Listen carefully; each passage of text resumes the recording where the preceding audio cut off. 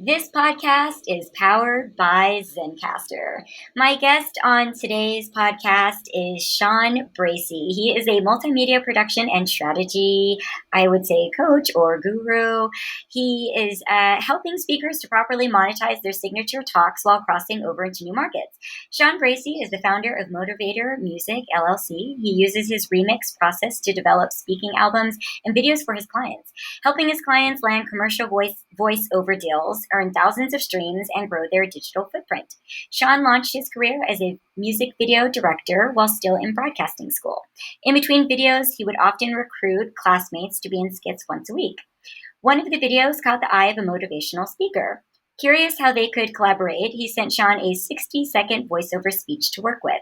That same voiceover sparked an international collaboration featuring speakers in 10 countries. A number of speakers featured on the album found value and began to inquire about having their own material produced. From there, Chawn noticed gaps within the speaking industry, which certain music industry techniques could fill. Please welcome my guest, Chawn Bracey, to the show. Thanks so much, Chawn. I'm so happy to have you on the podcast today. Oh man, it's a blessing to be up here, Sinead. It's a pleasure. The pleasure is all mine. This is really funny how we met, Chawn. We actually met at a podcast recording studio, excuse me there, and we crossed paths, and you actually had a Motivation Mondays event that you throw tonight, which is in Vegas for all my listeners out there. I am bouncing back and forth between LA and Vegas at the moment. And so this is fabulous because I get to meet different creators, I get to meet different podcasters, I get to meet artists in so many different genres being in spaces like this, which is so fun. And then we do like a little bit of crossover. So you are a very unique guest for me, Chawn, because you're not from the circus world or the gymnastics world, but you are a creative. And I love what you do. It's very interesting. And I would love to know more about how you got into what you do, and then what is Motivation Mondays and why is it so motivational? Yeah, for sure. What we do is we work with speakers to really help monetize their message and package it and market it in ways that they're not really used to, because they're used to just writing a book and letting a book, hoping the book leads to different opportunities, and book sales and everything like that. But when every speaker's doing the same thing, nobody really standing out. And we feel like speakers have a really good opportunity to really benefit off their social impact. When you're on stage, you're saying stuff that could really like touch somebody. They could just really listen and rehear that same phrase over and over to guide them throughout their progression and activity as they're succeeding and everything. So we want to really maximize that, put the music behind it, but make it flow like a song, mix it the right way, EQ and everything. And, just put it out there and let them really impact the world. That's so cool. That's like really interesting and really unique. I think you're like the first artist that I've met in this way. And I do, I think, a bit of motivational speaking myself. I have over the years. Ever so often, I get the opportunity to speak. I'm an advocate in several different fields. Well, I shouldn't say several, but in a few fields, I am an advocate. And I've been called upon to speak ever so often. So how does that tie in with Motivation Mondays that you're doing here in Vegas? I mean, it says it's music, networking, and content creation. So it's kind of like like a all-in-one, all-inclusive type thing. But I'd love to understand what you intend to inspire with Motivation Mondays, and what people can get out of it if they show up. Hey, for sure. We just want to create the environment for productivity and excellence. And we do that by just the simple basics, essentials of, being productive.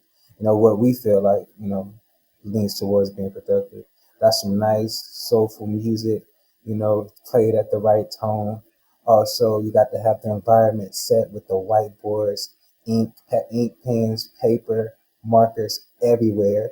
You got the paper up on the wall. This is like all kinds of paper just everywhere, whiteboards everywhere. We also have the podcasting room that we're able to co-create with and say get content as well, practice your voiceovers, or practice some certain content, even record a little bit of content. So yeah, we just really want to create the vibe for excellence, and that's how we want to do it, especially in Vegas. We feel like there's so much greatness going on. So, what better place to bring it or start it off with in Vegas? What better month than February? Obvious reasons, and we just gonna guide that, just do it every month, but we're gonna start with every week in February. Oh, okay. Well, I love how it's launched. This is Black History Month, and this is my first episode of the podcast for Black History Month. So it couldn't be at a better time because for me to support fellow Black creators, Black artists is everything that the Live Like an Acrobat podcast is about. And it's incredibly important. And I love seeing different artists of color, different Black artists finding their way and creating new paths and creating new strains of art that, maybe haven't been tapped into. I'm a very niche artist as a circus artist myself. And Vegas is a really interesting kind of strange town. I've been working here on and off for like a very long time. And so it's interesting to see how Vegas has changed, how it's grown, how it's adapted. I mean, it's definitely very different than when I started working here years ago. And there's just something I kind of think for everyone. And there's so many different types of artists here. You have so many different communities that kind of like come together. It's very much like LA, but I would say, yeah, it's still very unique. Vegas is still its own kind of hybrid and I think its own universe. And are you from Vegas, Chawn, or did you kind of find yourself here? Yeah, definitely invited myself here. I wish I was from here. I've always wanted to come to the West Coast. I've always, secretly wanted to go to California. I've not spoken out about it, but this opportunity came here for a conference. That conference turned into two, and I was like, shoot, like we might as well do something here too, because I just felt the good energy, the good vibes. I noticed Vegas was a one of a kind town, especially with being here, with the craft that you in, I salute what you do. That's not easy. You got to be in great shape.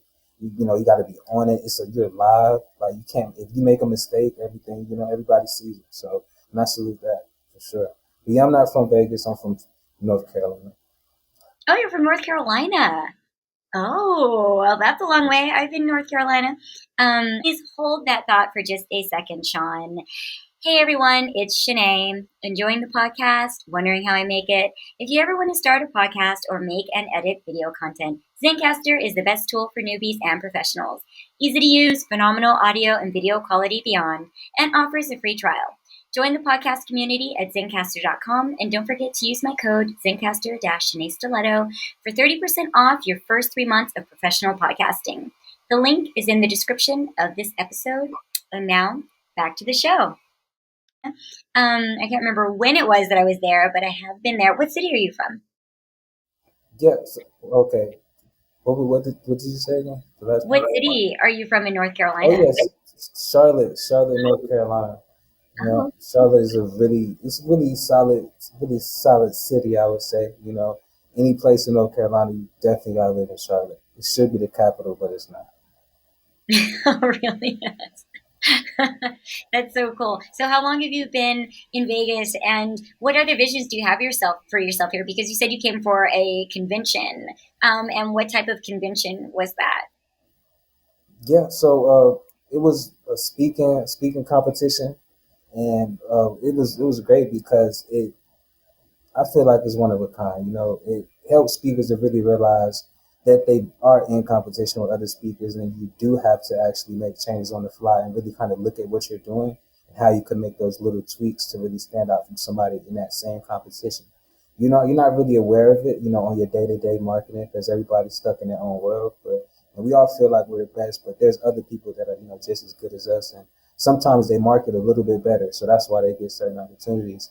And at a speaking competition, you're having to make these changes on the fly. And we were pretty much, I'm behind the scenes doing the tech stuff, running the presentations, playing the music, making sure everything runs smooth. And just from my perspective, it's great to see it, just watching the small adjustments. Mm-hmm. That's Yeah. so fun. That's like such a different perspective that you're bringing to the motivational speaking world. I love it. I mean, I think it probably needed a boost. It's kind of, I don't know, there's so many different type of motivational speakers out there, and I come in contact with them again, like being an artist myself and being a part of advocacy groups. And I love that you're infusing this in like completely different style within it, which again helps people to become more competitive. And to be honest, a lot of my listeners, we branch out into all sorts of things being circus artists, which you so beautifully acknowledged us, Chawn, and thank you so much for that, because what we do is very hard work. And this is very much a melting pot of it here in Vegas. And all my Vegas listeners out there that are, still staying in the game. It's still, a weird time, but Vegas is open and the shows continue to be more open here too. So, it's been fun going around and seeing friends that I've known for a very long time and seeing which shows they're all in. But, we do a lot of different things in our environment, and motivational speaking can also be one of them as well. We can incorporate that into our performance or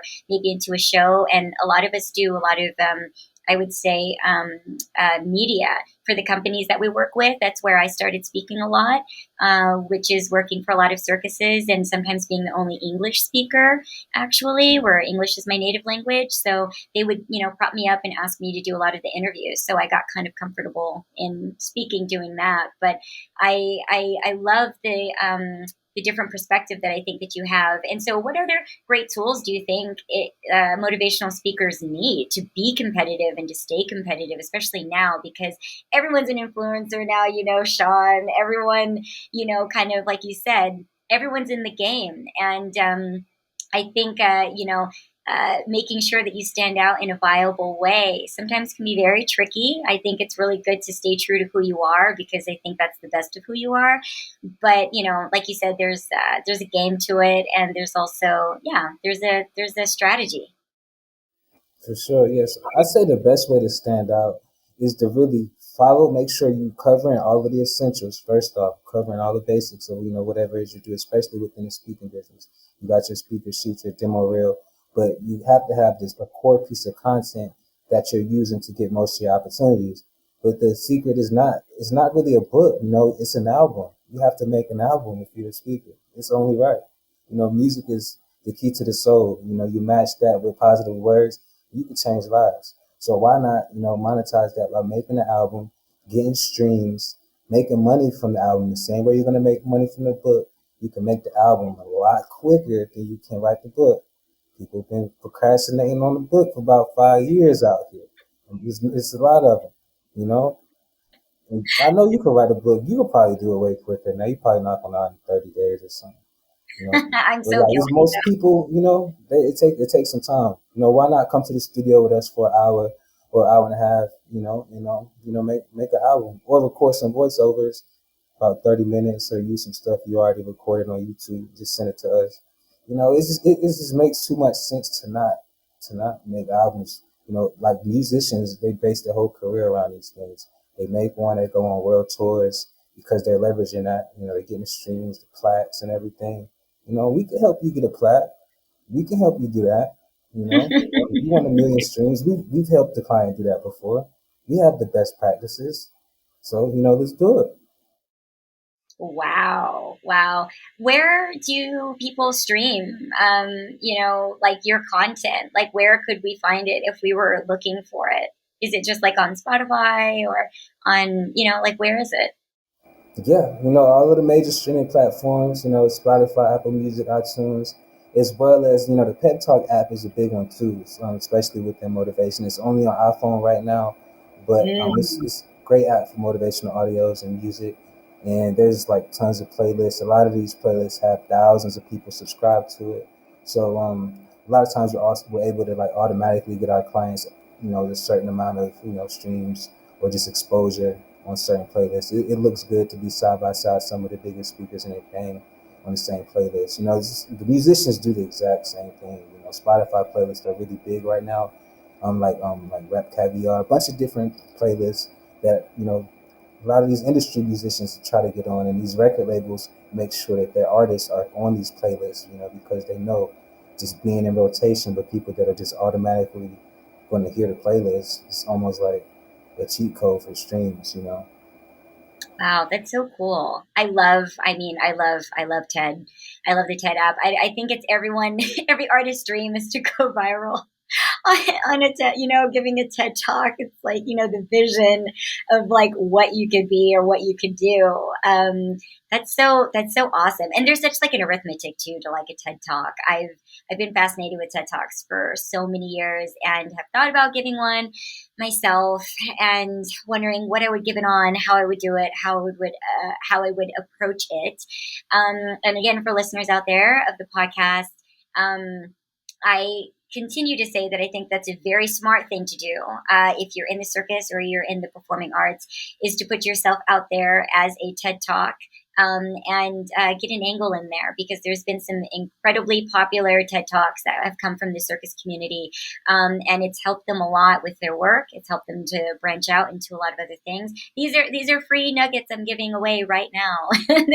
This would be a whole episode, but I'm going to give this one away. But I highly suggest that. And again, with like your know-how, Chawn, you would be a wonderful resource for any artist looking to be able to capitalize on that, and kind of imbibe that part of them, because we're very like silent, a lot of us, in our performances as circus artists. You don't really hear us speak, and that's one of the reasons why I started the podcast, is because for years I've always understood that people don't really hear us speak. They don't really know us. They don't really hear our personalities or anything like that, because we're just on the stage, and we're not saying anything. You're not there to see us, to hear us. You're usually there to see us. It's very visual what we do, which is beautiful. But I also think that there is, if you speak to circus people, circus artists, we have, they're very unique characters and have lived a lot and have gone a lot of places and have met really cool people. Like the opportunity I've, been able to meet you, Chawn, because by way of circus, this is how I'm meeting you. And this is also another reason why I wanted to have a podcast, because I wanted people to meet the people that are so fascinating that I get to meet all the time. But I never really, had the chance of like, how can I not just be retelling these stories, but get the people there in real time. So that's like totally you. Thank you so much, Chawn, for coming onto the podcast, for encouraging us, and a shout out to Motivation Mondays. It's music, networking, and content. Come on down, meet Chawn, and go viral. This podcast was recorded on Zencastr, and the Live Like an Acrobat podcast is also available on Circus Talk, the inclusive, independent, and international online network for the circus industry. Circus Talk's mission is to create a level playing field for this industry and democratize access to information. Until next time, please stay safe and stay healthy. This is Shanae from the Live Like an Acrobat podcast.